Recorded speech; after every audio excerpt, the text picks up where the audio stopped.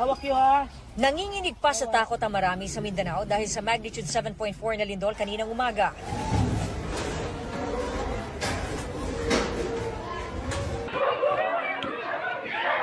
Boy! Heto, at muli silang niyanig pasado alas 7 ngayong gabi.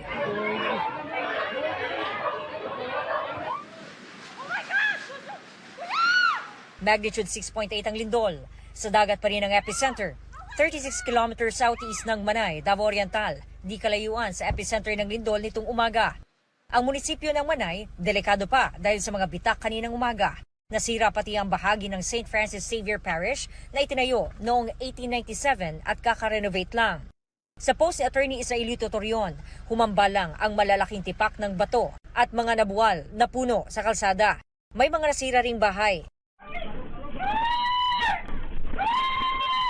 Ayon sa LDRRMO, nasa 80% ng kanilang infrastruktura ang apektado. May mga tulay at mga daan ng isinara dahil delikado ng gamitin.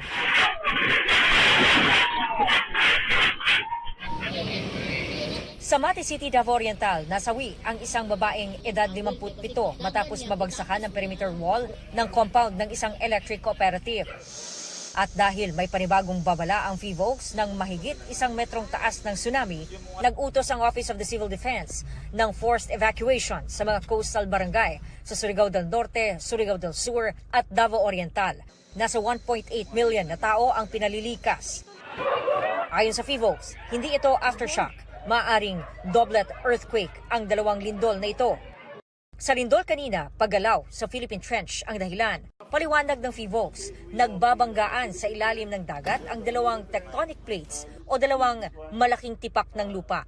Kapag sobra na ang pressure, biglang dumudulas ng mabilis ang mga bato sa fault line, kaya nagkakalindol.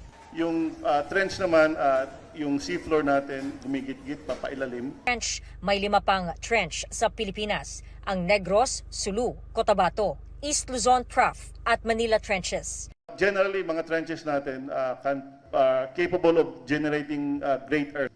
Nilinaw rin ng FIVOLCS na walang kinalaman sa lindol ngayon ang magnitude 6.9 na lindol sa Visayas noong September 30, malapit sa Bugo City, Cebu, at magnitude 4.4 na lindol sa Pugo, La Union kahapon.